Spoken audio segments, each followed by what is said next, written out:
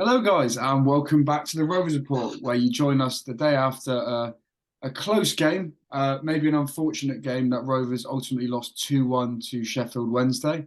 On Saturday, we also drew 1-1 with Derby County. Another good performance. And, the first thing I want to say about these two games is that, the feel-good factor's back, isn't it, Tom? I think, the men's bouncing again, especially that Derby game when, the fans are pushing the boys on in that final 20 minutes. And it's lovely to see, to be honest. So, I'll start with you. What did you think of the Sheffield Wednesday game, mate? Yeah, I thought we were slightly unlucky, to be honest, mate. Perhaps a draw would have been fair. I don't think we deserved to win. You could tell the difference in experience between the two defences. I mean, we conceded two arguably sloppy goals. I mean, the first one was very sloppy, a mistake from Quansah playing out from the back. And you can't give someone like Barry Bannon that amount of time on the ball. And even from an angle as wide as it was it was a great finish across Mm. Belshaw. The second goal, I think, was just a little bit sloppy. I think it might even have been a foul on Connolly. I need to have a look again, but even so, I think we just didn't really get rid of the ball, and I think Belshaw couldn't have done much. Kind of tipped it into the roof of the net. I think we sort of came flying out of the traps in the at the beginning of the second half. Obviously, scored within 30 seconds, but then from the 60th minute, kind of took our foot off the pedal slightly, and I think we kind of had a lot of possession. I think it was 70% across the second half at least. So I think it's an encouraging performance. At the end of the day, the average age of the starting 11 is probably about 23, 24, perhaps. Mm. Wednesday are obviously an experienced team, especially at League One level. So it's encouraging signs, as you said, mate, especially considering the performance against Derby as well in the two games over the Easter weekend. Mm. Yeah, I think that's a very good way of looking at it, actually, mate. It's good lessons, isn't it, for this young squad to be taking? I think I've got down in my notes. It would have been very easy for us now just to sort of go, well, that's the end of the season. The players could have sort of down tools a little bit and sort of, crawled over the finish line. But instead, the response has been excellent. They've come out every game. It feels as if we're fighting for something, and it's good. It's lessons against these big teams. I think the sort of mistakes we make at the back, of course, they're young players. They're going to be making these mistakes. And what you hope is that from this season, they sort of learn and think, if it's, for example, Quansah on the ball, he thinks, all right, next time I'm not going to take that extra half second because I can get caught. And the teams in this division have the quality to punish us.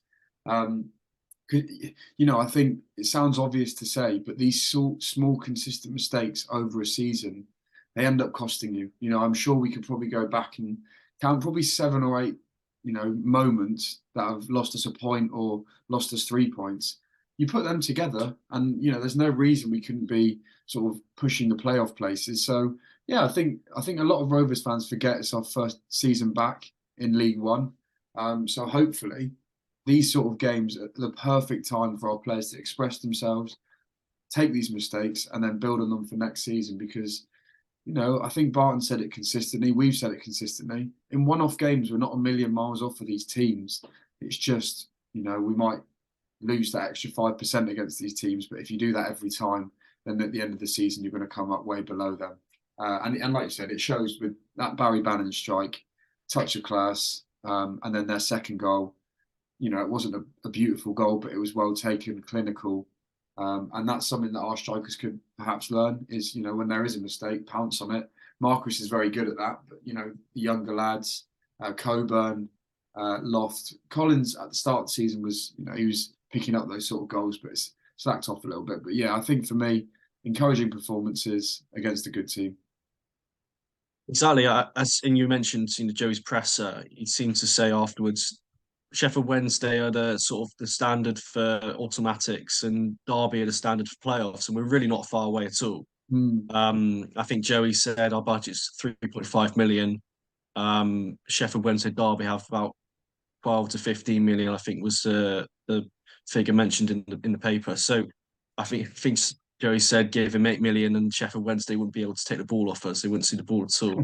To be honest, yeah, I think that'd be fairly accurate. no, I I know think what the you mean. football that we've been playing recently, and I was mentioning the double pivot with Grant Ward and Mm, Bagard in midfield has been, I think incredibly important last few games.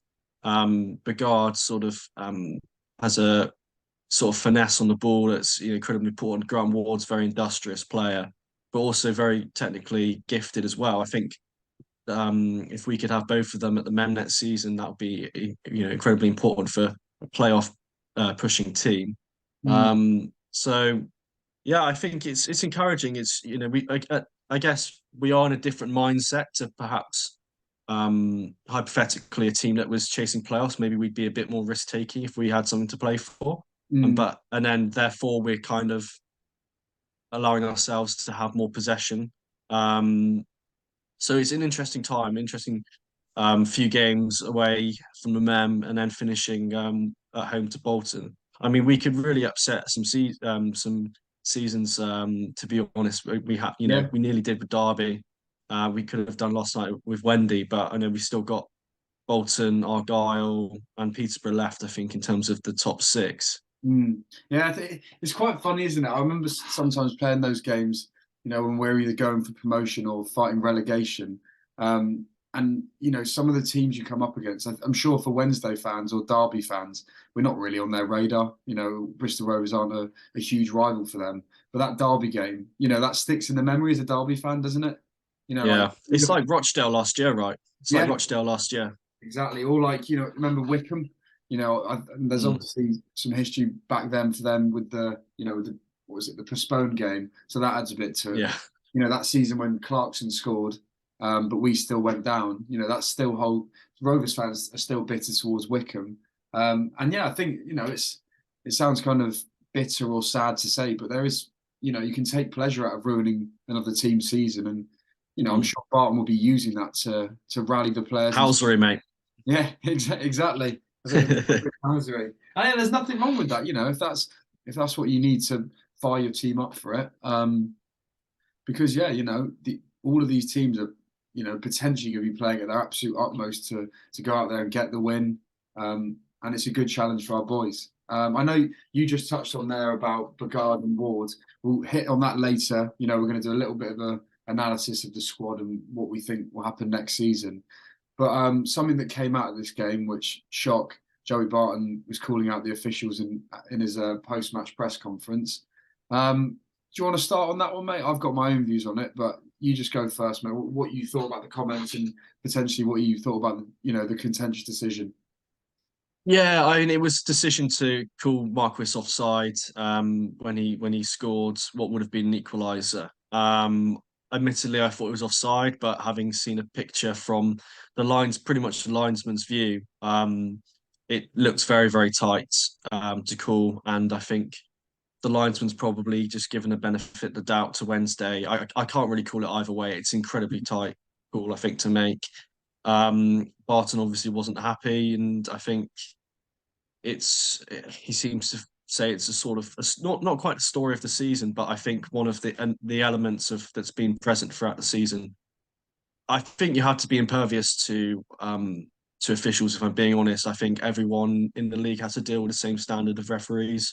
I Mm, think Barton singled out the referee from last night. I'm not sure when we've had him previously, but I think you just have to be completely unaffected by them. I think there's no. It's.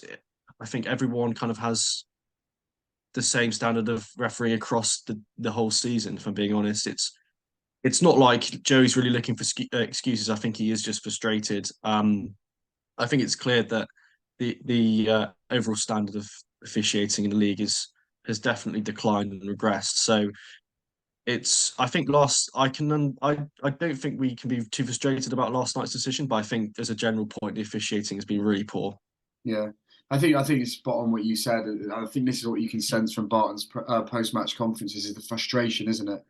I think this was probably his frustration boiling over from previous decisions this year. I'm sure, if when he's calmed down a little bit, he'd be the first to admit that wasn't one of the worst decisions this season.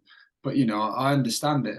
If you're putting in thousands of hours on the training ground, you're building this tight-knit squad, you're really working hard to get these players where they need to be, and then you're robbed of 3 points or a point because of a decision that's completely out of your hands, and in some cases is incorrect, and you don't even get an apology. That I think that's natural that you'd be wound up by that. And to be honest, I don't think it's just Barton that's been saying this. You know, I've got a Shrewsbury mate who's a Shrewsbury fan, and you know, Steve Cottrell quite consistently bemoans the officiating in this division. And I do think it's just. You know, I think there's a way to do it. And I'm sure these managers get frustrated, and I understand that. But you know, it is poor, and it's a good point. What Barton's made for me is that you know these are full-time players, professional footballers. Why aren't the referees professional? You know, you can't expect them to have that level of, you know, to at professional level if they're not doing this day in day out. So, you know, I'm sure that's probably a topic for another video. You can make a whole series of videos on that. Mm. But just as a sort of a wider point, I do think that you know the PGMO is going to have to take a look at their processes and think what is the best system to get the best officials in the country. Yeah, I'd say that with a pinch of salt. I mean, the way the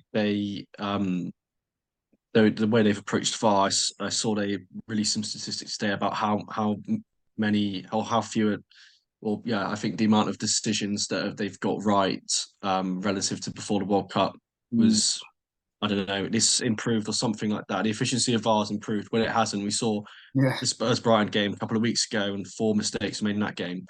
So yeah, it's quite concerning to be honest because the standard of officiating in Europe, I think, is a lot better when we see it, for example, in Champions League and as foreign refs. We Mm, saw it in the World Cup, and obviously it is a monetary issue. Um, People will only want to become a full-time ref if they can earn more than they would be in the outside world. So of course. it's and then you're going to have 4 game no sorry 12 games um each weekend in League One. So it's 12 full-time refs in that league and 12 in Championship 12. So And you 40, got and then 40 you so got the 36 full-time refs. you got the linesmen, the fourth officials. So yeah, Mm. but I mean, yeah, like we said, if they're serious about it, put some money into it.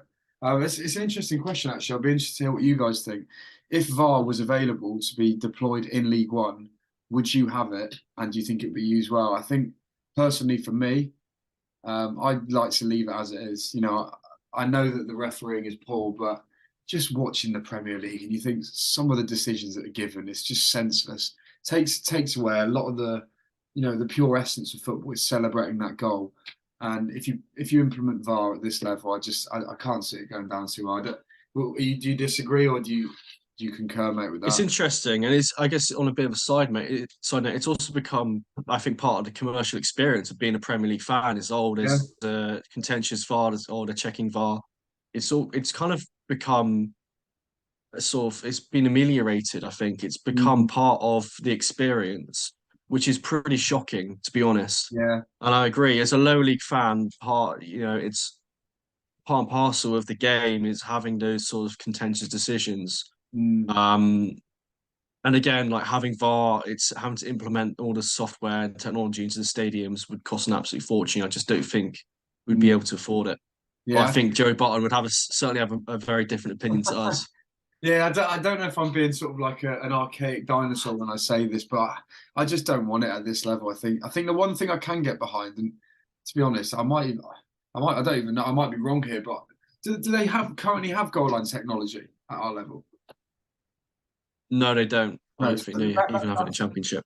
that's something that I could get behind because that's black and white. But I Mm. think as soon as you start sort of hand VAR over to the blokes in the van out the back of the car park, there's still an element of doubt in that. And for me, I think I would rather take a couple of poor decisions against us because, in general, it works itself out, doesn't it? You're probably going to get a couple. This isn't my opinion, but I'm sure probably 50% of football fans that watch that Derby penalty, that may not have been given if that was the VAR. So Mm. it does work itself out, I think. And like I said, I understand Barton's frustration, but yeah, leave our nice pure game alone, please. You can have it in your Premier League, but I don't want to be sat on the Blackthorn end looking at the terrible screen at the other end. Probably wouldn't even be able to make it out. Do you know what I mean? It'd be two pixels. Yeah. You wouldn't see it, and then Yeah. it'd say red card given or something. It'd take us 5 minutes to learn what's actually happened. So yeah, leave it for me. Um, but well, yeah, onto a more positive subject. I know you were quite keen to sing the praises of Gibson, weren't you? I think he's obviously had a massive impact especially since Christmas. You know, he's obviously returned from his injury. Um, and for me, he's sort of been that stalwart of the defence that Rovers fans have been crying out for. You know, almost from last season. I think Connor Taylor played that role quite well. The mature, vocal centre back who, in years gone by, we've had Tony Craig, Mark McChrystal, that sort of centre back. And for me, Gibson's filled that role very well. He's still a very young man, but well, he is our oldest defender present at the minute, I think. Yeah, I think he's been fantastic, vocal, good on the ball, but also does the dirty stuff, and he takes the pressure off of our younger defenders. So I hope I haven't just taken all of what you had to say there, mate. But if you could add to that. No, well, I guess kind of to echo that, I think he's just incredibly composed on the ball, very calm, and I think that's everyone talks about a modern centre half, but at the end of the day, he still needs to be defensively sound, which he is. I think he nearly gave Wendy a goal last night when he kind of played Smith in, he rounded belly and kind of just went a bit too far. That was, I think, the only mistake I've seen him make, at least for a very, very long time. Um, I think he's instrumental in our team. You can see that in the win ratio. Barton quoted that stat. I think I can't remember off the top of my head what it is, but significant differential between the win ratios of when Gibson's playing, when he isn't. His return coincided with the uptick in form we've had recently. Mm-hmm. I just think I think he's a brilliant centre half for this level, and it's a shame that he may not be with us next season, and because Everton may well be in the Championship, but also another Championship club might want him. Mm. Um, he's out of contract. He's certainly, I think, number one priority for me this summer, if I were Joey, would be to make sure that Gibson signs for Rovers on at least a 2 or 3 year contract. I know he's had injury problems, including this season, but I think you can just see in the difference in the way we play, especially when playing out from the back. I think he brings so much sort of calm to the rest of the defence. Mm. The way we've been playing out from the back the last few games has been so impressive. I think he is instrumental in that. I just wanted to segue also into talking about someone who I'll call the Newport Cafu in Luca Hall. He's been absolutely fantastic Yeah. recently, including last night. Since really, I think he's been pretty solid all season when he's played right back. He was kind of strong armed, I feel, into playing centre back sometimes. Yeah. I'm sure he wouldn't have really wanted to. But he's been playing really well. I think I don't know if anyone else saw, but it seemed like David McGoldrick, experienced striker who's playing in the Premier League, was definitely complimenting him in the Derby game towards the end. He was Mm. having a terrific game. He's started to make marauding runs down that right flank. He's making some great challenges. He's stronger in the air than he has been.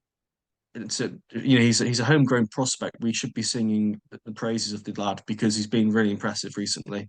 Yeah, you're bang on, mate, because people are quick to jump on him as well, aren't they? And I think there's multiple things to take apart there. I think one thing for me, I wonder if Joey Barton will go back on his statement that ultimately Luca Hall will end up as a centre back. I think we can speak about that in a different video. But also, you're right. I think this season he's gone from a boy to a man, hasn't he? Even just in his stature now, he looks like he's filling out a little bit. His face looks a bit harder, a bit tougher, and his Yeah, performance certainly echo that.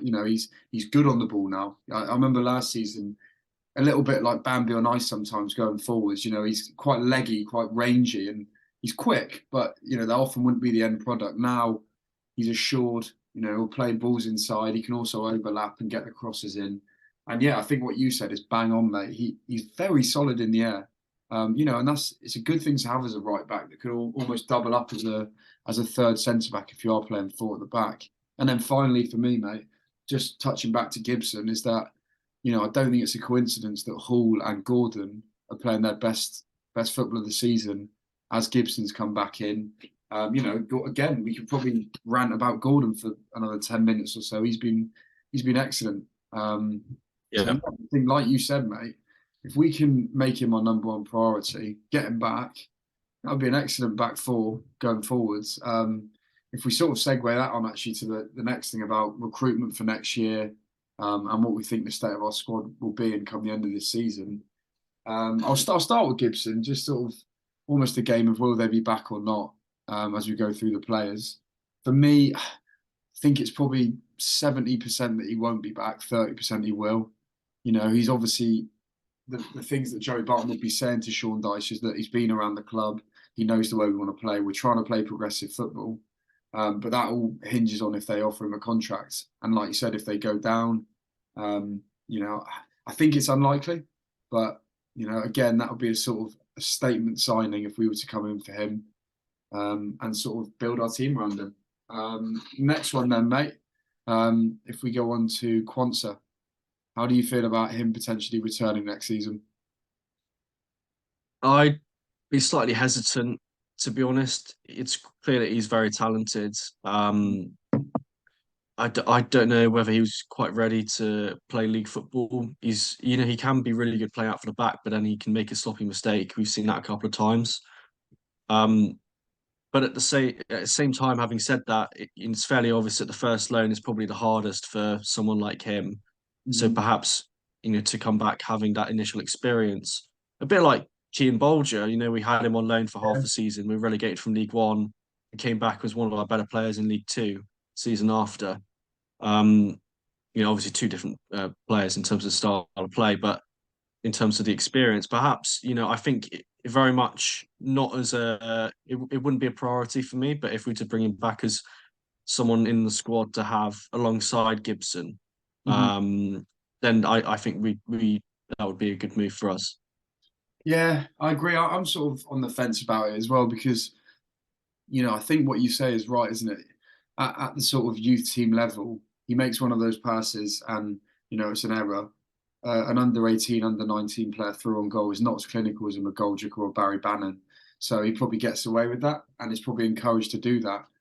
At our level, it can cost you. But it's a good point you raise is that for next season. You know, he's maybe got these mistakes out of his system. He's understanding the league a bit more, and you can tell he's a good centre back. So yeah, maybe keep him around. You know, it's weird with Barton. He always seems to bring in good loan players. So I wouldn't be concerned if we don't get him because I would feel that he'd be able to find somebody else. But then, you know, if there's already a player there who knows us, knows the squad, maybe we bring him back. Moving on to someone, I think you'll probably be a bit more emphatic with your decision on this one. If we go for Ward, mate. Yeah, I mean, I didn't realize we only signed him on a short-term contract in January. I think he's really shown in the last few games, ever since really he regained full match fitness, that he's more than capable of playing at this level, also at the top end of the table. So I think he's the ultimate box to box midfielder for me. He's very good defensively, good on the ball, good passer. Um, I think strong as well, puts himself about. I've been really impressed by him alongside Bogard, as I mentioned at the beginning of the video. So I think it'd be a priority. Mhm. I'd say priority. I'd say probably joint priority actually would be to secure him Yeah, on a permanent alongside Gibson. Um, so yeah, I think him Bogard as that double pivot. I think as someone on BBC Radio Comms said the other day, is really important. mhm. So I think securing him on perhaps a 1 year contract, whether he'd accept that, Yeah, is a different sort of question. I know he had that really long term injury he just recovered from. So yeah, I wouldn't have any questions about sort of offering him a longer deal. yeah. I think I'm the same, and you know, like you said about his current centre mid pairing with Bogard, I think that is one that you know we could definitely be looking to get him back.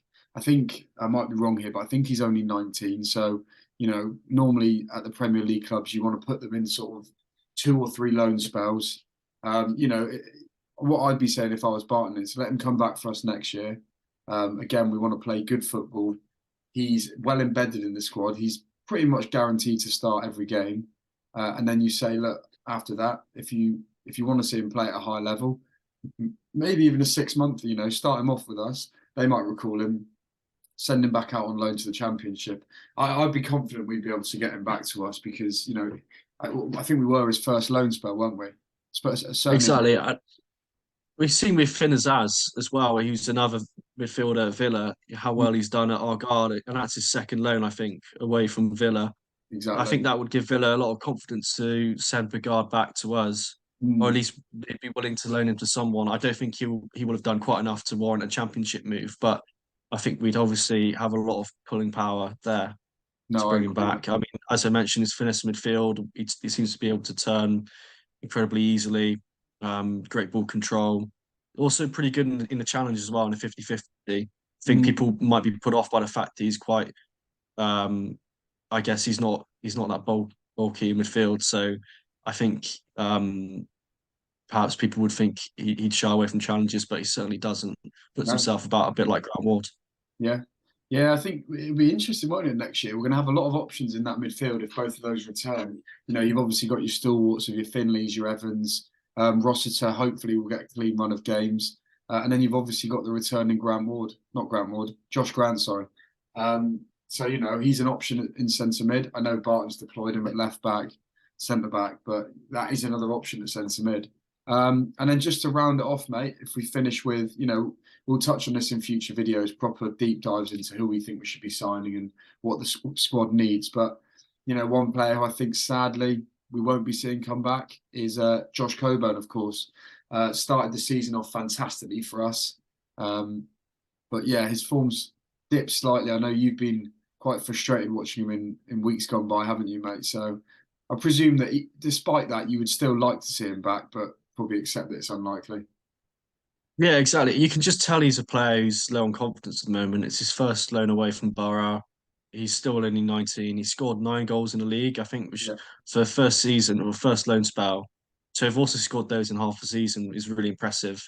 Mhm. So yeah, I would want him back. I think it's just perhaps his hold up play hasn't really impressed me in recent weeks. His sort of link up as well. I think Marquis has been a better option, Mhm. mostly from the bench though. To be honest, like when Marquis has started, he hasn't done as well. Super sub. Again, apart from yeah, exactly. So apart from FGR, so yeah, it's an interesting one. I think yeah that the Coburn from October to January was probably one of the best strikers in the league, best number nines in the league. Um, Arguably the best, I would say. Arguably the best, and then it sort of coincided with the dip in form of the team. So it's a tough one. It's a really tough one, but you can tell he's going to be playing at a very, very high level for a long time. Yeah. Yeah, just I guess then just to finish, if we both sort of would make a guess where you think he'll be playing next season, I think for me, if Borough go up, I imagine I don't know really actually because it's it's sort of like an Elliot Anderson situation. They might want to keep him around regardless of what division they're in. I think if they stay in the Championship, I could see him starting. If he has a good pre-season, I could see him going into their starting 11. If they go up to the Premier League, you'd imagine they probably bring in a bit more experience up there. I think what they've got Akpom and is it Archer currently? And I think that's Yeah. one of the deadliest pairings in the Championship at the minute. But Coburn offers something very different to those two. So yeah, I think for me, I imagine he will be sticking around with Borough's first team squad next year, and because of they will be in the Championship.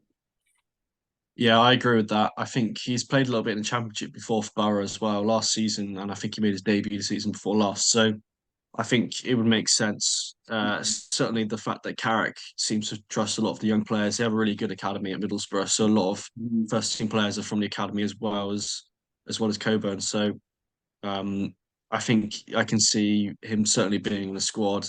Not Mhm. sure whether he'd start ahead of Akpom. They probably play 4-3-3 with Akpom as the nine. So um, yeah, it'd be an interesting one because he's not a typical. I wouldn't say he's a typical modern striker. He's a bit more physical, Mm. perhaps a little bit taller than your number nine. I guess he's a little bit nippy and shorter in the Premier League. So he's a good player and a good finish on his day. It just hasn't worked out for him over the last couple of months. Yeah, it's odd, isn't it? I could almost say like he's like an old-fashioned winger sometimes. Do you know what I mean? The sort of Mm. speed that he has, and he gets the ball out of his feet, can beat a man. I wouldn't say he's. Well, even that, I was going to say I wouldn't say he's technically like silky on the ball, but he has his moments where his feet are very good. So yeah, I'll definitely follow his career path after he leaves Rovers with a curious eye. Um, But yeah, I think that'll probably do it for today, mate. Thanks for coming on. Thank you guys for watching this one. If you've enjoyed it, be sure to leave a like. If you're new, subscribe. Hopefully over the coming weeks and over the summer, we're gonna have some consistent uploads. Transfer news, any pre-season fixtures, and of course we'll be covering the end of this season. So yeah, cheers for coming, Tom. Thank you for watching, and we'll catch you Pleasure, later. mate.